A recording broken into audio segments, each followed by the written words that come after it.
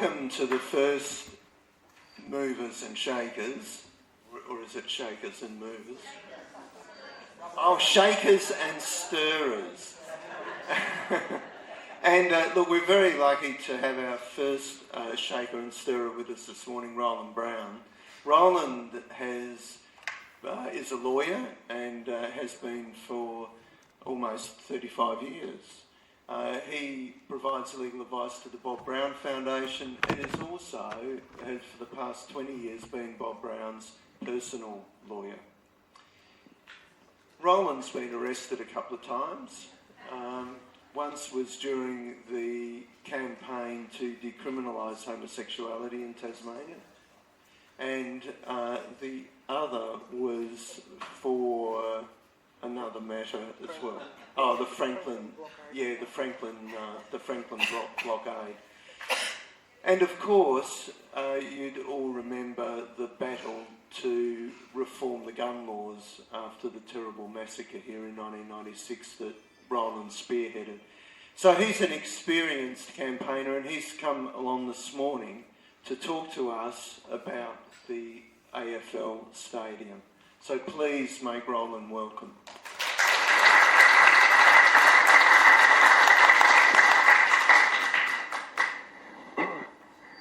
So can you all hear me? I've got a microphone here.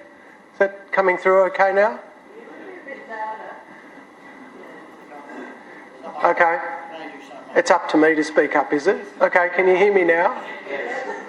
All right, well, thank you so much for inviting me to come and talk to this session, Shakers and Stirrers, or Stirrers and Shakers.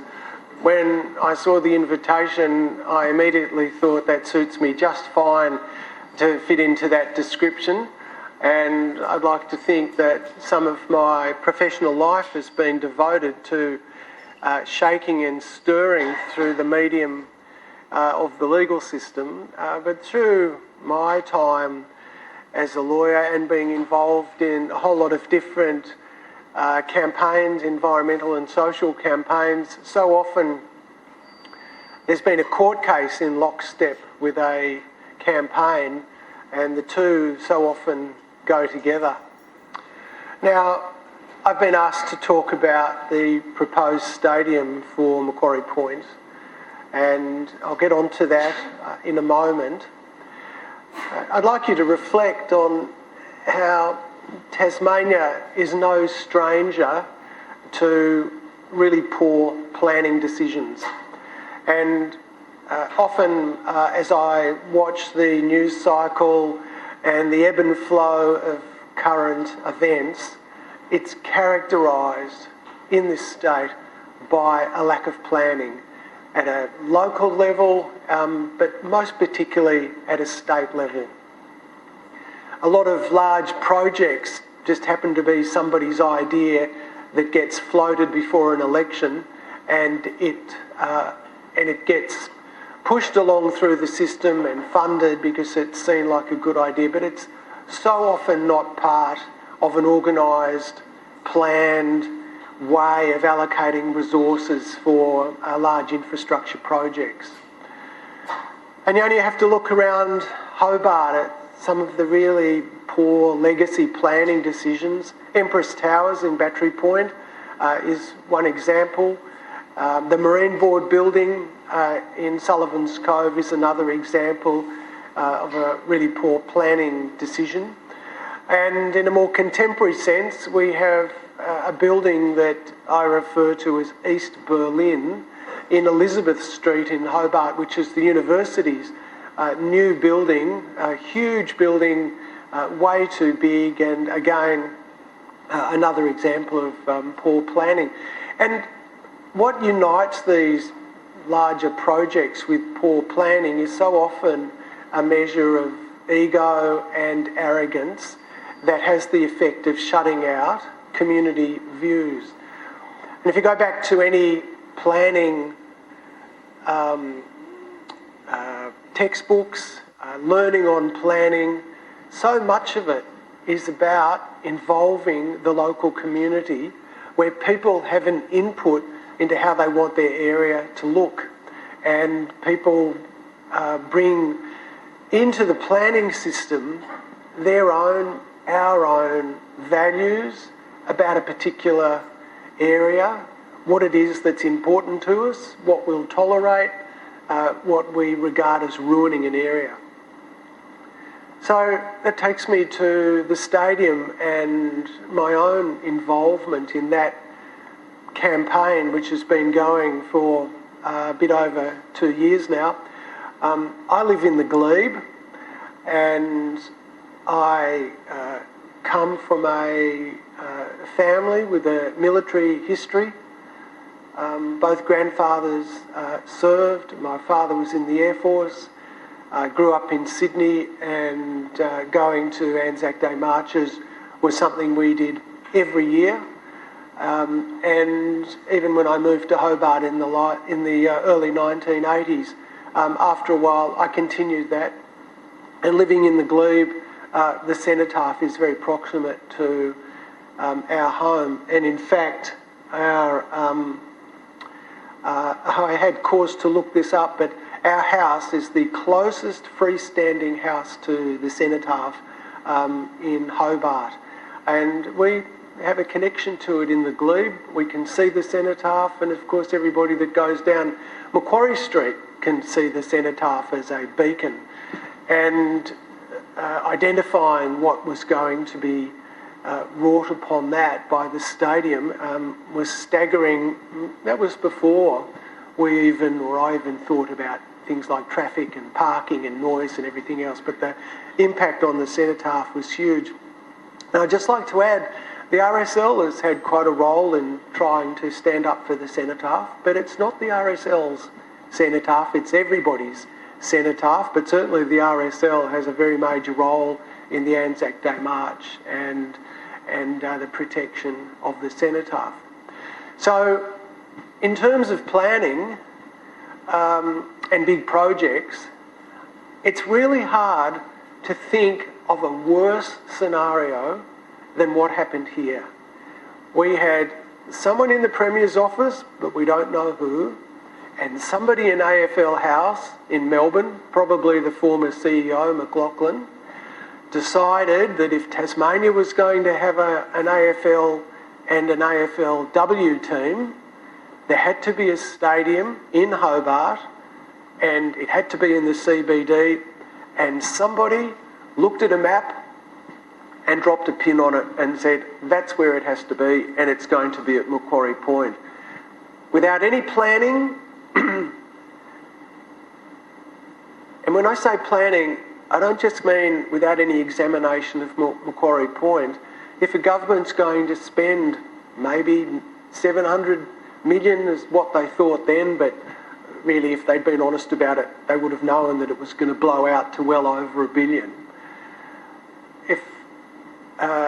If you're going to establish a major infrastructure project like that, you do planning. You plan it. You ask a question, well, we're going to spend over $1 billion. What about transport? Do we have transport to the site? Should it even be in Hobart? Why is it in Hobart?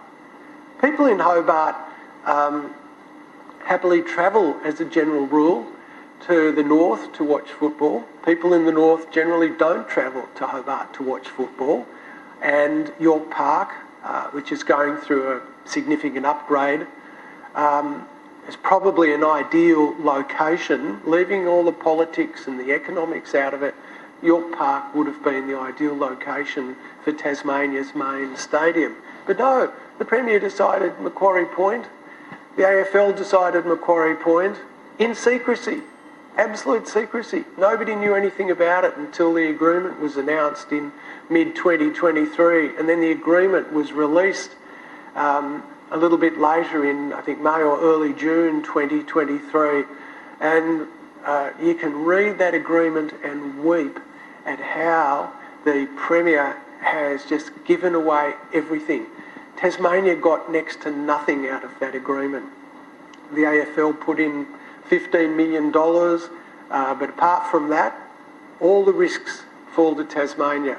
If the stadium doesn't generate enough revenue, Tasmania makes up for it.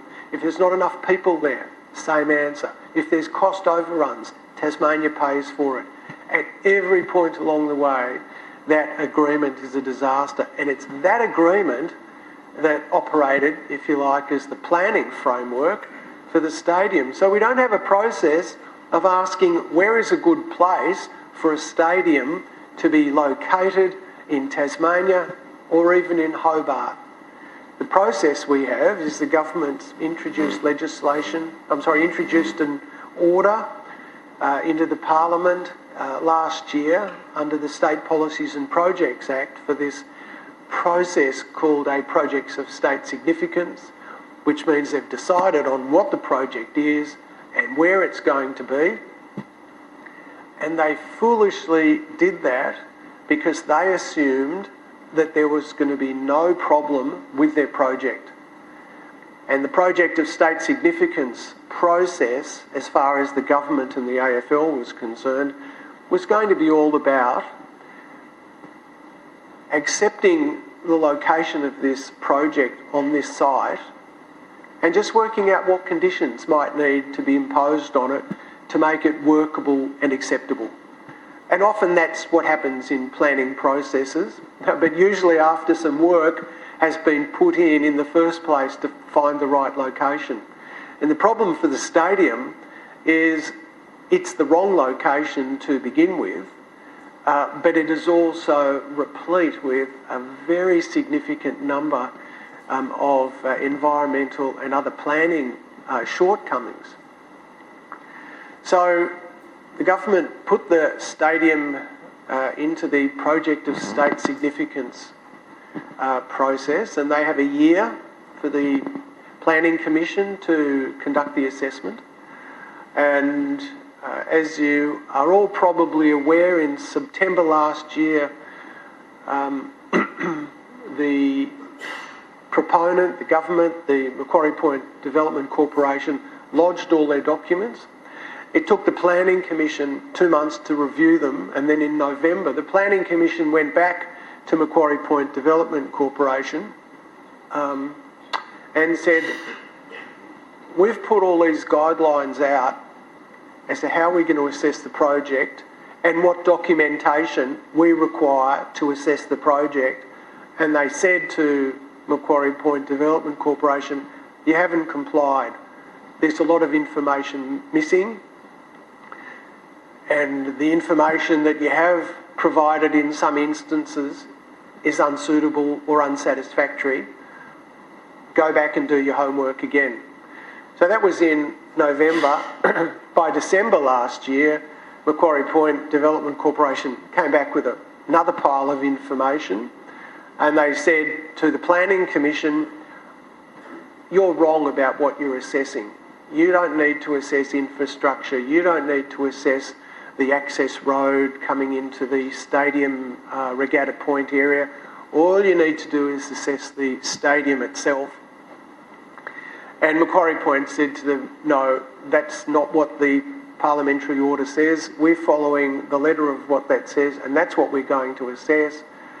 So some more information came forward in February from Macquarie Point Development Corporation, and the Planning Commission said to them, can you also supply images, or renders they're called, of what the stadium is going to look like from local areas, for example in the Glebe, from Sullivan's Cove, and can you supply a 3D model of what the project is going to look like? And so then Macquarie Point put in some more information by the 4th of March, and they still haven't supplied those images of what it's going to look like from the local areas and from parts of Sullivan's Cove, and they have not supplied the 3D model. And so the Planning Commission said, okay, we're on the timeline, you haven't given us the information. And so on the 31st of March, the Planning Commission released their integrated assessment, their draft integrated assessment of this project.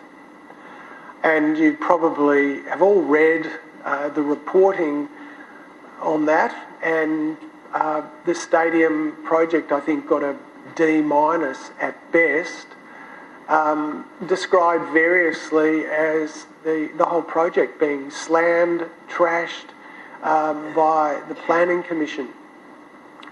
And for example, and it's worth reading this report, but for example, they say the impact on the cenotaph is very significant and cannot be rectified. In other words, on that front, the stadium cannot exist next to the cenotaph in a way that's acceptable or appropriate. And of course, they went on across a whole lot of areas. Buried down the back in the area on the environment protection, which is something I missed on my first read through the report, there's a comment from the EPA, because all government agencies get to have some input into these big projects, and the EPA described the government's documentation on the contamination state of Macquarie Point itself as, and I quote, not fit for purpose. Not fit for purpose. And so the EPA was very critical, and at this stage all the draft integrated assessment report does is just repeat this, and they just say that the EPA says it's unsatisfactory for all these reasons. They talk about Hobart City Council as the critical council in the area, saying there's a lack of information, that the project doesn't synthesise into the area. The Heritage Council was critical as well, for obvious reasons, because the stadium is completely incompatible with the heritage area and can't be made compatible. The economics was really solidly criticised, because they say it's going to cost $1.83 billion. Will have to be borrowed over 10 years to fund the project. I've been involved in a number of these big projects. I was involved in the Gunns Pulp Mill when that came up, I think in the early 2000s, and I was involved. The Gunns Pulp Mill ended up going off the rails in the Planning Equivalent Commission then, because the government tried to intimidate the chair, who was a former judge who wasn't going to be intimidated, and that then, because they said they needed to get the project running, they moved that into the Parliament, and we ended up with the Parliament passing a pulp mill assessment bill, where the Parliament of all places decided that they were going to assess that massive project. And as we all know, the pulp mill was never built because Gunns went into liquidation. I was involved in another case, Save Ralph's Bay's. I represented Save Ralph's Bay over the proposal for the development of a housing estate in the water in Ralph's Bay. That went through the Planning Commission, the equivalent then, and that was rejected by the Planning Commission as just unsustainable. But coming back to the stadium, of all of the projects I've ever been involved in and ever looked at, I've never seen such a hopelessly prepared project that's just not ready to go.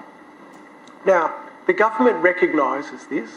The writing's on the wall for the government, in that the draft Planning Commission report has been so critical of the proposal and makes it very clear they're not going to approve it. And the shortcomings of it are so significant, everybody knows that the Macquarie Point Development Corporation cannot possibly rectify it, because, not that there's anything wrong with their $60 million consultants or the people working on it, but they're trying to fit a square peg into a round hole.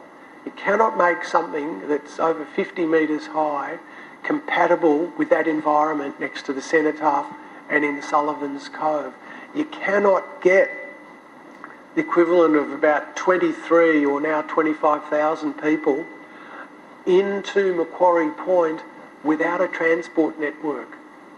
And the AFL and the Premier didn't stop to think about this, but if you look at stadia around Australia, and the MCG is a good example, it's much, much bigger.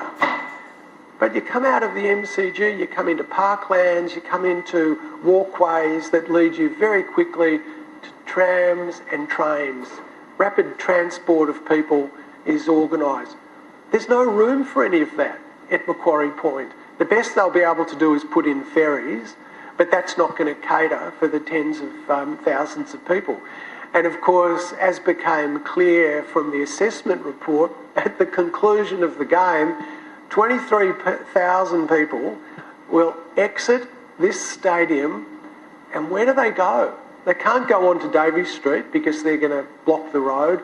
They haven't got any room to widen the footpath between Macquarie Point and Davey Street because there is no room. They'd have to actually reduce the size of Davey Street. People are going to have to go out onto Evans Street, which is going to have to be closed on games, and make their way around the back of Macquarie Point 1 and then spill out into Sullivan's Cove, which, if that was fine, and the consultants didn't seem to think it was, even if it was fine, where do they go then? Because there's no bus terminal there, there's no train terminal, there's no trams, there's no transport nodes. So it's an impossibility. And then, of course, there's the contamination of the site, which is a major problem, which is probably not going to be able to be rectified without spending more tens and tens of millions of dollars in excavation. They have problems now with the design because they managed to twist Tasmania and Cricket Australia's arms as to coming in to the stadium, because it was going to be fantastic because they could play test matches in Hobart in a roof stadium. And Cricket Australia and Cricket Tasmania jumped at that, understandably. But what a great idea, having indoor test matches never interrupted by rain.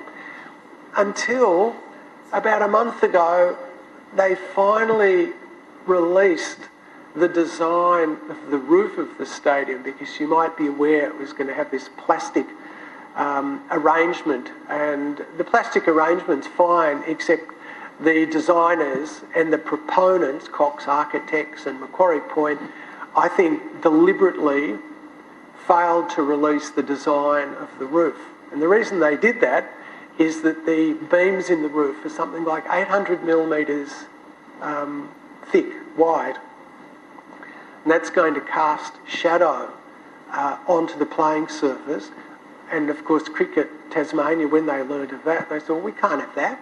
We can't play cricket on a field with crisscross shadows on it. People won't be able to see the ball. So cricket's gone. Cricket's out. And we're left with this stadium where they're talking of hosting, big rock concerts, but local promoters say, nah, they're not coming here. They're not bringing the huge amount of equipment over on the boat for a show in a stadium that's that small. So that's not going to work. We're really down to 7 games a year, or maybe 6. I was at Hobart City Council's meeting on the 24th of March, and one of the councillors asked innocently, but I think a thoughtful question, if about half of these people are coming from interstate for these games, how do we get them from the airport to the stadium either the day before or the day of the game? And the council officer was just shaking her head, because they don't have answers for this, and they're not going to. And using the Richter scale, the degree of arrogance and bravado for the stadium proposal, if the Guns pulp mill was a 1 or 2, this is 8 or 9. They have decided they're going to build this, and they have decided that they will solve every problem that arises along the way. And for that, you can just read endless amounts of money. Getting people, large numbers of people from the airport into town, it's going to be massive.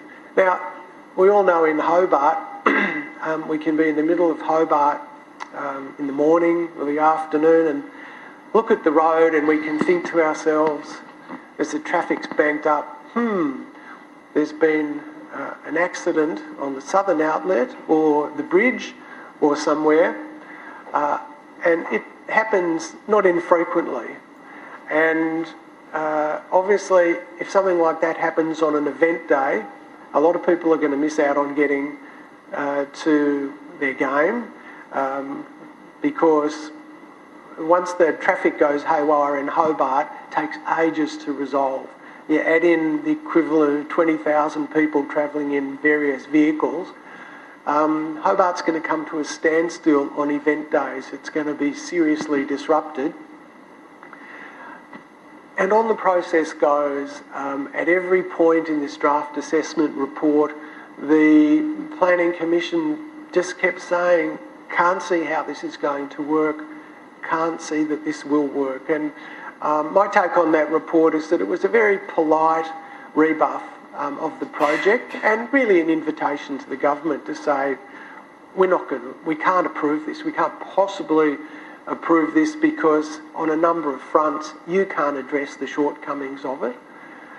Now, this Planning Commission panel is set up by the Planning Commission who chose the representatives. The representatives on the panel are a former head of Treasury in Tasmania, the chair is the former Assistant Solicitor General. There is a local government representative with extensive local government experience in Tasmania, and two planners, one who's had a career locally but also quite a career in Western Australia, and another woman who has a distinguished career as a planner in Victoria.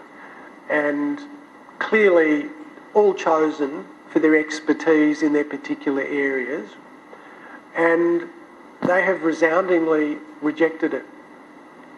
And it's at that point that the government should have said, we have to find another way. And the other way is they have to decouple the stadium from the team.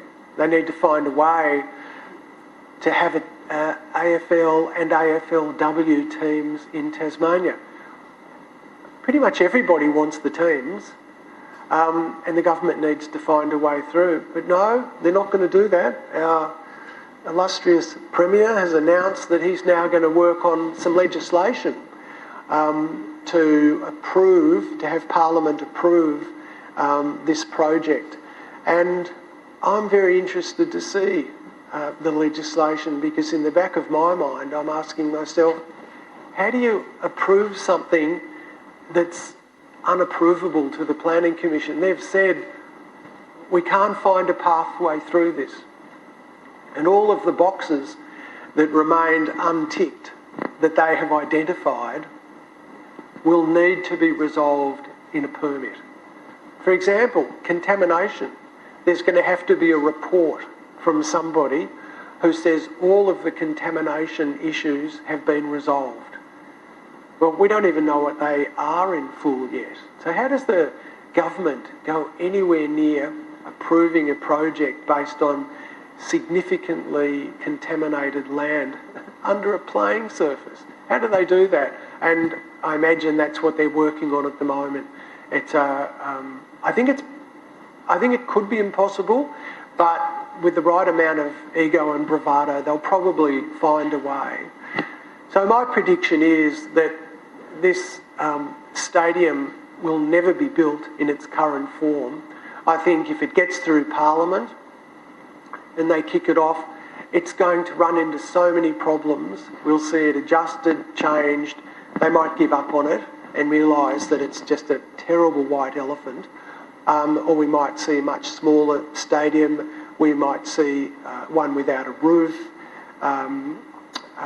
None of that is what they've agreed with the AFL. So at every step along the way, it's a disaster from a planning point of view, from a heritage point of view, from an environmental point of view. And there's a lot of opposition to it.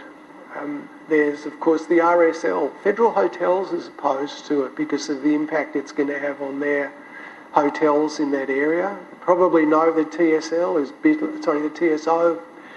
bitterly opposed to it. Soldiers Memorial Walk is opposed. I think the Hobart City Council is eventually going to come out and oppose it. The Planning Institute is opposed to it. And there's not a lot of organisational support at a grassroots level, but we can look at the absolute mystery that is the Tasmanian Labor Party and ask what their purpose is, what their mission is. It's almost impossible to understand. I mean, at one level I can understand there's support in the community for a team, and they have just swallowed the idea that you can't have the team without the stadium. From where I stand, the Labor Party has missed an enormous opportunity to come forward and say, the Liberal Party's failing us, we're going to renegotiate the deal, we're going to deliver the teams, and we're going to find a way to do it without this stadium, and we'll put one at Macquarie Point. And if they did that, they would find very significant community support for that. 60% of the community are opposed to the stadium, and I think if the Labor Party came forward and said we have a solution, they'd find very significant support for their position.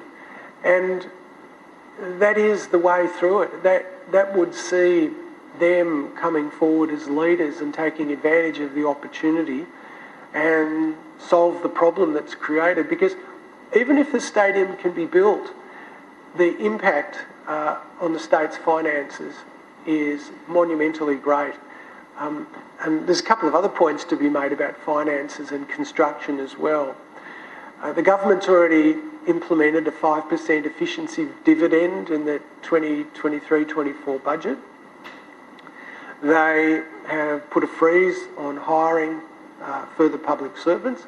They've said they're going to sell off assets, which curiously the Labor Party has opposed. And as I said earlier, the projected debt to finance the stadium is in the order of $1.84 billion. Well, Tasmania doesn't have that, and it's not going to have it. And we're now sailing into a world of considerable economic uncertainty, and it's hard to think of a worse time for the state to take on massive debt. There are warnings in the integrated assessment report that the state's going to lose or have its credit rating downgraded, which has the effect of interest rates going up. And the other, I think, very significant issue here is that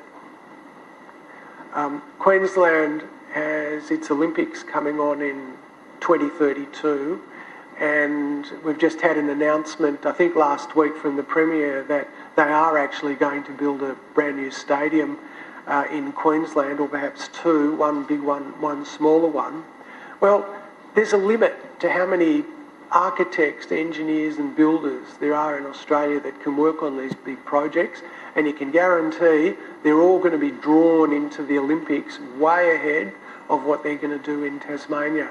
And I firmly predict there is no way this stadium, if it's going to be built, will be built in time for the 2029 season that they say that they're going to ready it for. It's just not going to be possible. There's so many problems in the global economy at the moment, global supply chains, interest rates, costs, labour shortages, the list goes on, and it's all being ignored by the government. So it's a sorry saga. It's a very sorry saga. It's an example of terrible planning and very poor governance and a lack of leadership by the government of the day, and also, I think, cowardice by those surrounding the leader of the Liberal Party and those backing the leader of the Labor Party. Those people in the background really need to develop backbones and stand up for people who are going to suffer. it's going to be the vulnerable that suffer if this stadium goes ahead with this huge amount of money that's diverted towards it. Just imagine what could be constructed in Tasmania for the equivalent of $1.8 billion in debt. I was speaking to a builder the other day who said to me that all the work's dried up, the government's not spending any money on any new projects at the moment, and the reason is much of their building programs just on hold because they're trying to keep as much money in their coffers as they can to try and put it towards the stadium. So there's quite a large cohort of the population that's going to suffer from the reduced services and buildings being dilapidated and not replaced when they should be. I mean, it's bad enough already. There's so much infrastructure that needs renewal in Tasmania, whether it's bridges or roads or water systems. It's all going into this black hole. So I might think of some other comments that I'd like to make, but I think it's a good opportunity to ask if anybody has any questions at this stage. Yeah, would you like to go in the pink top?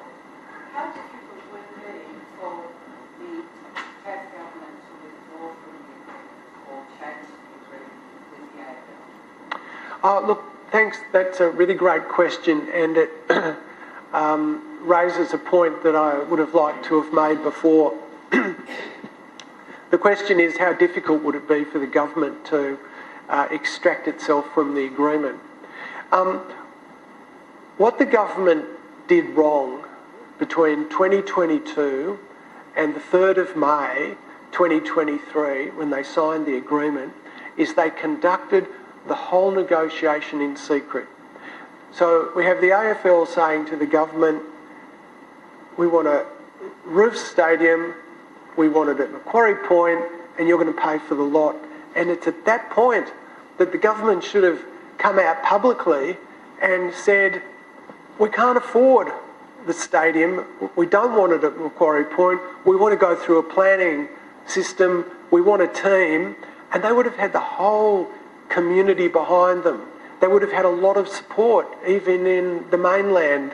They would have been able to say, we don't want to be bullied by the AFL, we want to have a team, but we want to have it on our terms because we have to pay for this.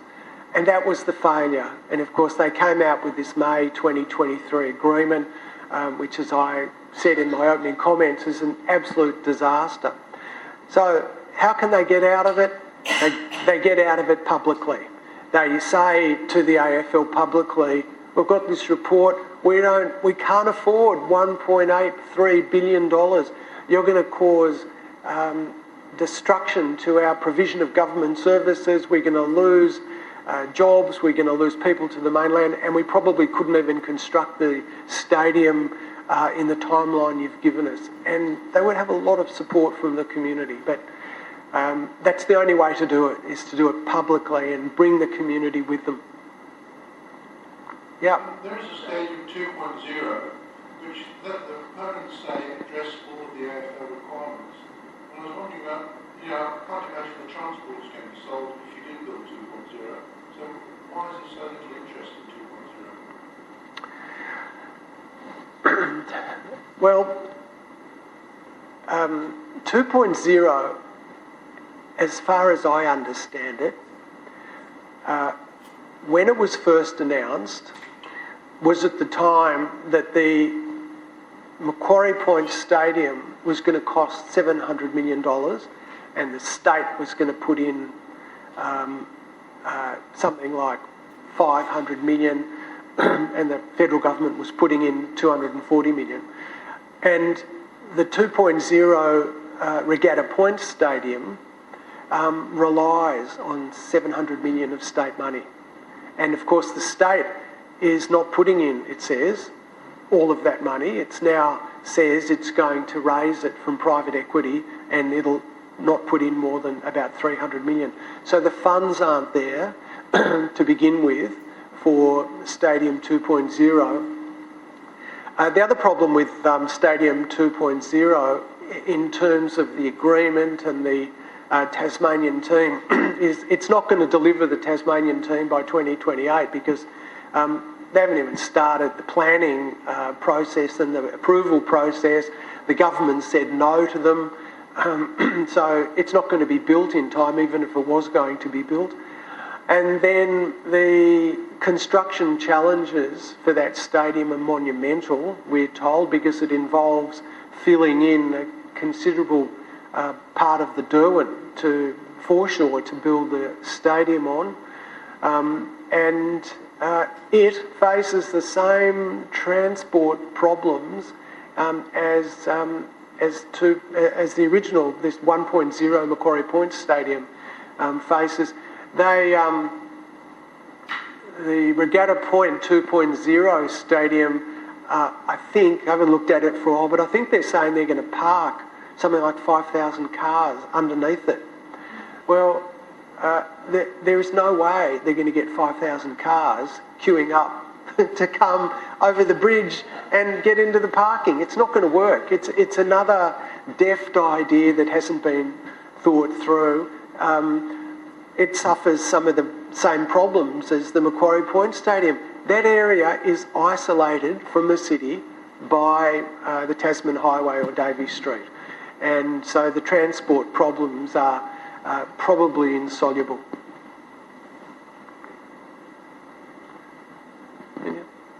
Yes. Was there any consideration given to the compromising effects on a proposal for a Northern Light Rail system where it would obviously terminate somewhere where the old rail yards used to be? No, sorry. Yes. Was there any consideration given to the Northern Light Rail system which, if it was to go ahead, terminate roughly at the site of the old railway network next to where the ABC was? So the question is, was there any consideration given to the Northern Light Rail arrangement? Well, that would have involved planning. So the answer is no. I lament that they didn't continue the rail system. The line was there, it could have gone all the way to Macquarie Point. We could have had a transport system with trains from Launceston to Hobart coming and terminating there. That would have all required some foresight, but no thought to that. I mean, that whole railway has been made idle now, and trains only I think go as far as the Brighton, I can't remember what it's called, Brighton. As far as I know, no consideration was given to it, but of course it would have been another 300 million on top of it to get people from the northern suburbs to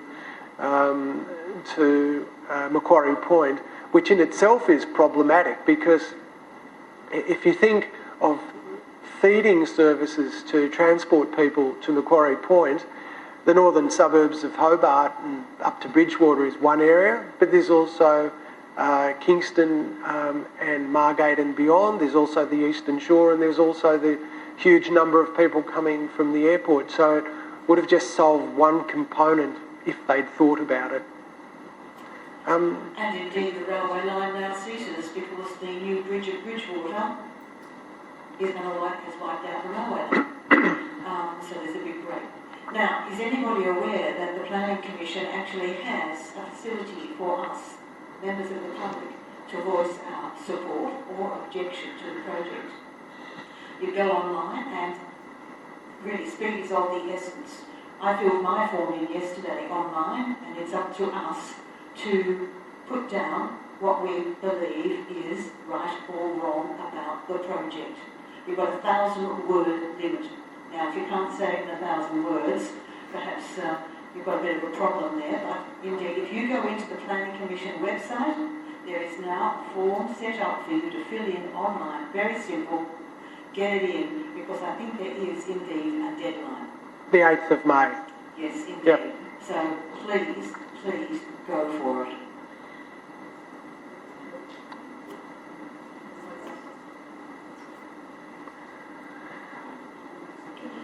No, not yet. No, can't hear you yet. I don't think it's coming through. I'm just curious about the sewerage. I haven't kept up to date with it, but the sewerage link going from Quarry Point to Silks Point now, is that part of the process or is it just coincidental? A bit of both. It was overdue to be rerouted, well overdue, but there was no money for it. But now it's been given priority because they want to build the stadium at Macquarie Point. And the stadium can't be built over the sewerage line. So it has to be rerouted around the stadium infrastructure. And then they're also building a line from the Macquarie Point area through to Selks Point. And we see some of that work at the Queen's Walk at the moment where they're installing it.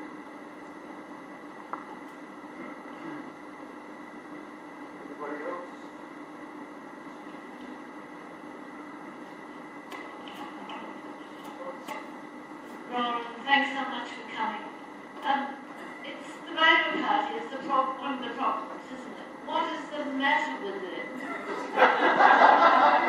Is it just being Winter and they all refuse to challenge him? Because I suspect a lot of them will be unhappy with this whole process. Have you any intel about that? No idea at all. But I do know that the Labor Party 2 years ago was handing out no stadium stickers, and they went to the election in 2024 with a soft no stadium policy, and that all changed. That I find it honestly quite bewildering, as I think a lot of people do. Didn't the upper house last night say, yeah, let's go for it? Yep.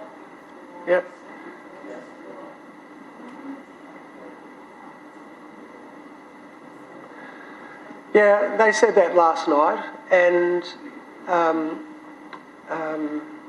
my experience in these major projects is they are characterised by Liberal and Labor lining up. The Gordon Below Franklin Dam was opposed by Labor, supported by Liberal, and Labor had another dam they wanted to build on the Gordon anyway, and the result was no dam there. The Gunns Pulp Mill was supported by Labor and Liberal. It was never built and collapsed. And we are in a very strange time in Tasmania, but also nationally, where on some of these very, very big economic planning, environment issues, and salmon is a good example, but so is the stadium, so is native forests, that the two major parties are in lockstep. For salmon and native forest logging, there's no real logic to any of it because it doesn't employ the number of people that are claimed to be employed. It's just, they support it because it's there, and they support it because the politics are that they don't want to give any ground to the independents or the Greens. And it's pretty much the same with the stadium. The politics now are that it's the Labor and Liberal lined up against the independents. But as I said, it's been like that for over many issues, over many decades, and history usually shows them to have been wrong, and I expect that's what's going to happen here. And there's a lot of water to go under the bridge. There's a lot of anger, and I think it will only increase. I mean, after our public meeting on the 25th of February at the Town Hall, I got a contact from the CPSU wanting stickers that they wanted to put out in workplaces.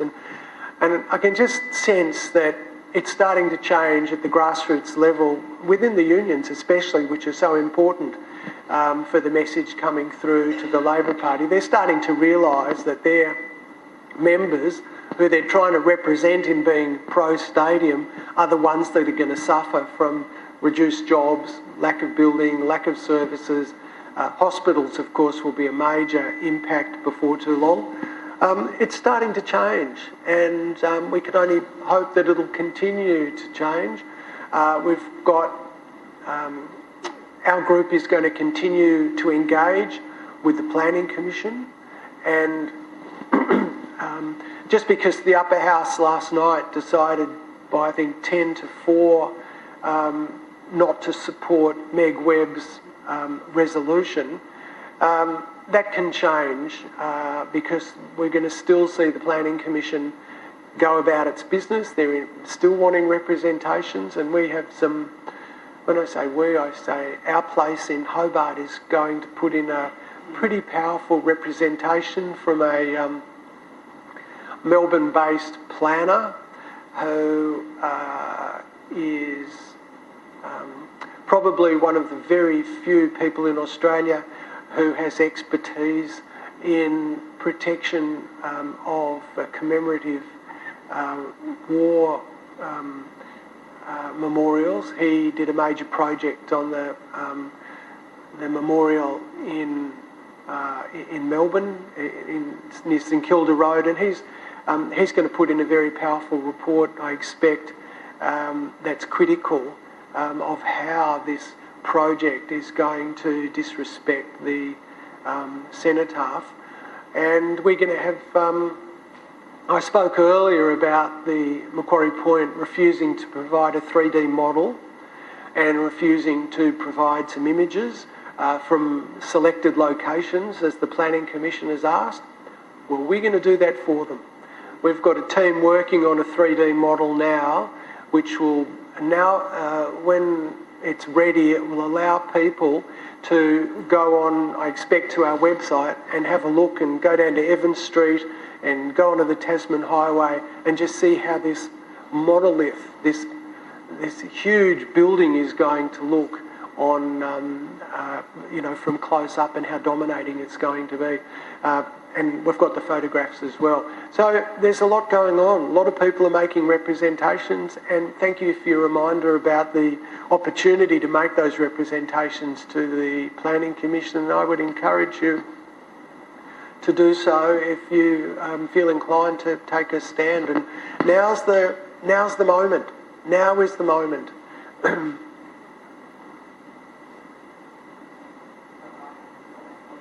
Oh, hello, Graham. I find that I regret to say won't advance the debate at all. But the late Jim Bacon, ex-Premier, always said football in the north, cricket in the south. And unfortunately nobody listens to him, and it's no surprise that the people in the north and the northwest are very upset about building a stadium in the south. We now have not only cricket but footy as well.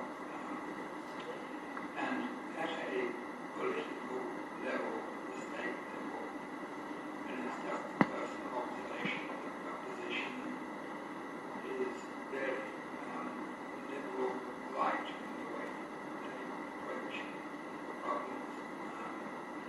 Anyway, thank you for the opportunity.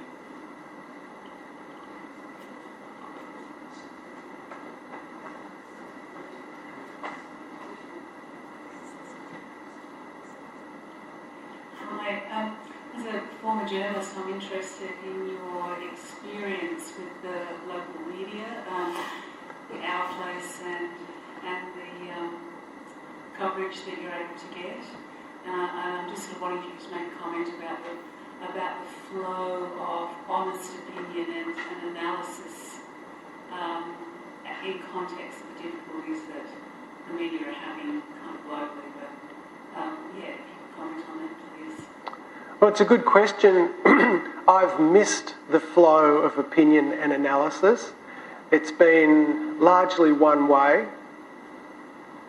I don't know if any of you have seen the ABC's website this morning,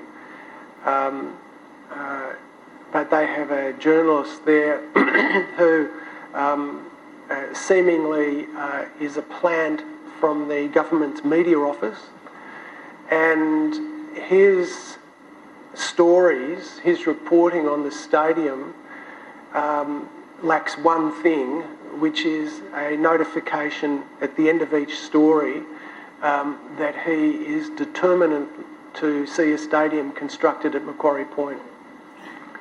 His reporting is obviously biased. He gets all of the stories from the government, whether it's their media office, I don't know. I doubt that he has any insight into his lack of balance. And so he published a story today attacking Nicholas Gruen, because Nicholas Gruen spoke to me and Richard Flanagan in April this year. It's a story that's symptomatic of his own bias and the way he allows himself to be used by the government. Because what the government has done from the get-go with Nicholas Gruen is just to attack him. Not his arguments. They didn't even confront those, but they've attacked him. And if you have a look at this piece by Rowbottom on the ABC, I encourage you to also go to our No News Stadium website and have a look at a piece by me which I wrote, I think, 10 days ago after getting an inquiry from him that is the basis of this story. So the two major outlets in southern Tasmania, the Mercury and the ABC, through this journalist. I'm sorry, I don't want to blacken the names of other journalists at the ABC, but Rowbottom is the key journalist because he gets the stories from the government and gets a lot of support from his boss, who's the son of a footballer, and there's just no call for real balance. So, coming back to that really good question, we don't get the media releases that our group puts out rarely get a run. I don't think we've got a run on the ABC at all. Occasionally David Killick will pick up some of our commentary in the Mercury, maybe occasionally Sue Bailey, but if we put out something saying this is a story, it won't get a run. And we're up against that, and up against the other side of that coin, which is that the Pro Stadium reportage just floods it. And you would have seen, you can stand back and look at how it played out over the last few weeks. We knew the report from the Planning Commission was coming out on the 31st of March, but a few weeks before that. If you go back and have a look, you'll see there were these puff pieces put out by Macquarie Point and the Devils team once a week for the month before that, because they knew they were going to cop a thrashing from the Planning Commission, and the media just runs with it. They don't challenge it. They rarely challenge it. They'll run pieces from the government's media unit, from Macquarie Point, from the Devils. They rarely come to us or to me for a comment for our side of the debate. Very rarely do they do that, and it's an indictment of the way the media has developed in Tasmania. The Mercury position is that they're owned by News, owned by, I think it's Foxtel, who get gambling, gaming, advertising rights from the stadium. I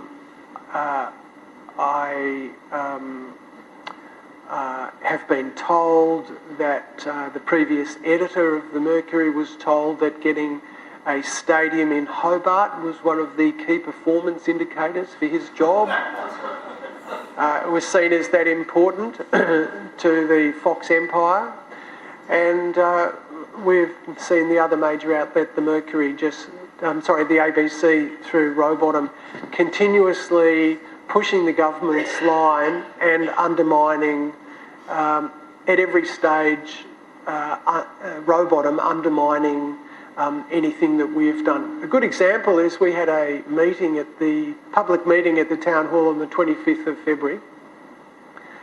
There were 300 seats.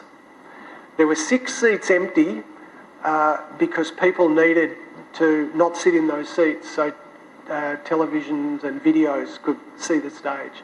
And there are about 25 people standing in the area on the sides. And News Limited said there was a public meeting of 350 people, which was clearly wrong. We never said that. We said about 300. And Rowbottom said there are about 250 people there. Now, on no conception of reality was that hall having 50 empty seats. But he just did that. And that's the way, that's emblematic of the reporting that we've seen from him on the ABC, and they haven't tackled it, they've avoided it, and they've certainly avoided running with the argument that we've put forward. And regrettably, this is how it is. It's very challenging times, but it always is. I mean, salmon's been like this for 20 years. And Toxic, Richard Flanagan's book Toxic, painted the picture. That got a run because it was so controversial, but the substantive issues have just been ignored until now. Even the ABC has no choice to report it because it's now a thoroughly international issue and getting the attention that it should get. Almost every day there's another salmon story. So. Gambling, because Bill and McLaughlin, sports bet, this is Fox Stadium. It's a massive advertising. Yes, well, I mean, I could keep going. I mean, it was only a month before the decision to cite it in that there was going to be a stadium that's is it Betfair Australia? There's a company that does all the lobbying for Betfair. They donated about $30,000 to the Liberal Party in Tasmania, and a month later we end up with the decision about a stadium. The linkage, they denied the linkage, of course, but it's just, undeniable. We're out of time, Neil? Well, I think we probably need to wind it up there. Thank you very much, Roland, for coming along and spending the past hour with us, bringing us up to date on the stadium. So you've given us a few things to do. Make some submissions to the Planning Commission on the and have a look at the No Stadium website. And as Roland said, I think now is the time to act. So thank you very much. As a token of our appreciation, I'd like to give you a bookmark. Oh, thank you. That's wonderful.